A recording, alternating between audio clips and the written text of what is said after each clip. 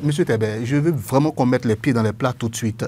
Vous n'êtes pas un peu gêné de quitter le cadre de concertation actuellement? Ce timing-là, les Béninois vous le reprochent. Ça ne vous gêne pas un peu?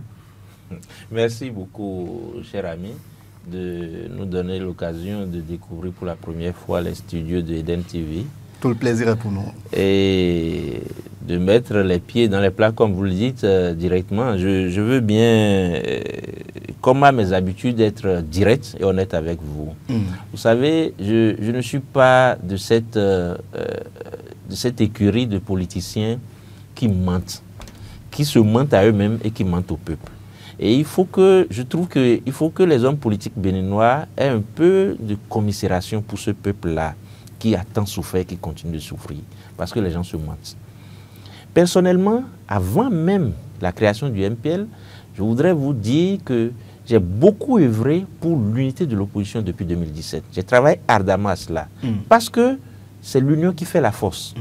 Et si tout ce que j'ai fait par le passé, les acteurs autour avec lesquels j'ai travaillé m'avaient suivi, je n'en serais même pas venu à créer le MPL jusqu'à en être le président à ce jour. C'est parce que les Béninois, je trouve que pour la plupart d'entre eux, c'est des intérêts personnels qu'ils poursuivent en politique plutôt que l'intérêt général que nous annonçons. Pour en venir au fait, je vais vous dire que ce creuset, le cas de concertation des forces politiques de l'opposition, qui a vu le jour le 10 novembre dernier à Cotonou, nous, au MPL, nous avons été une cheville ouvrière pour la formation de ce creuset. Pour plusieurs raisons que je me permets de vous énumérer quelques-unes. Vous savez que le MPL a été aux élections législatives en 2023 et s'en est sorti avec un score non moins négligeable pour une première participation aux élections sous la rupture. Des jeunes sans grands moyens, nous avons quand même fait un score pas mal. Et dans la foulée, nous avons espéré affiner notre organisation et en 2026 repartir à l'assaut de ces élections de façon victorieuse. Malheureusement pour nous, le code électoral a changé, les conditions se sont corsées davantage. Ce qui fait que le MPL à lui seul n'avait plus aucune chance de participer aux élections de 2026. Et donc nous étions condamnés à rester dans un groupe pour pouvoir espérer gagner. Et c'est ce que nous avons partagé avec nos partenaires au niveau du cadre de concertation. Ce qui a fait que vous avez vu toutes les convulsions que le nouveau code électoral en vigueur a causé dès son adoption. Je veux faire allusion à l'article 124 qui a relevé le seuil d'éligibilité des listes à 20%. Quasi impossible pour une seule formation politique au Bénin. Aucune formation politique ne peut à elle seule réunir 20% des suffrages dans les 24 circonscriptions électorales. Observez bien cela.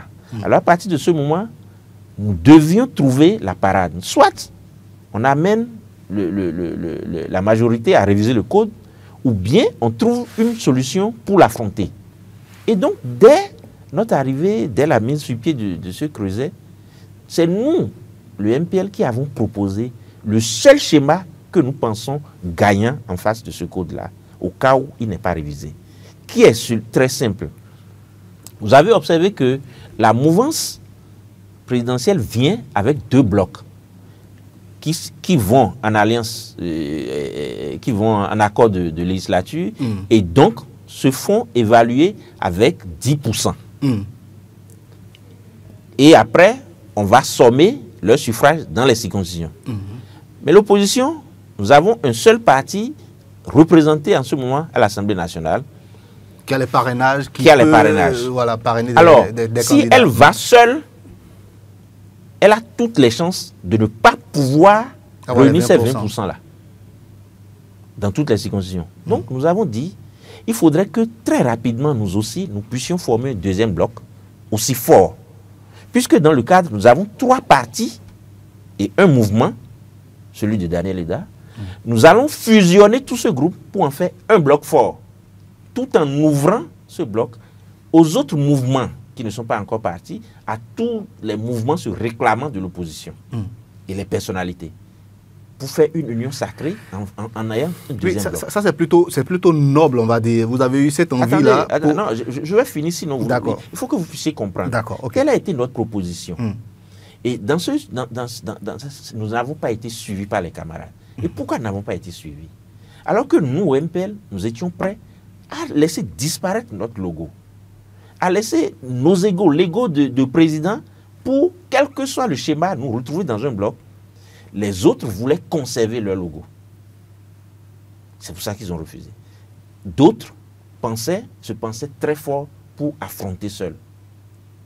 Mais par exemple? Bon, je vais en arriver. Il s'est trouvé maintenant que lorsque nous sommes approchés des élections maintenant, on est revenu, ils sont revenus sur ma première proposition, d'avoir 2 listes.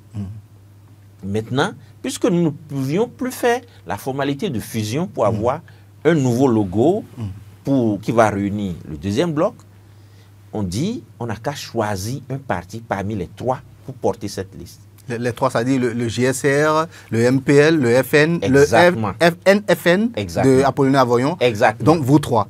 OK. Choisis. Les démocrates en ce moment, non, c'est ensemble. C'est au niveau du Creuset que cette décision a été prise. D'accord. Là encore, pour favoriser la mise en œuvre de cette idée, le MPL ne s'est pas porté candidat à porter cette liste.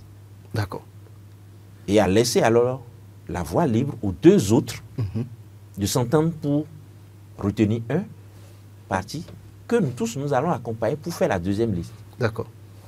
Ceci, des discussions interminables ne leur ont pas permis de désigner un.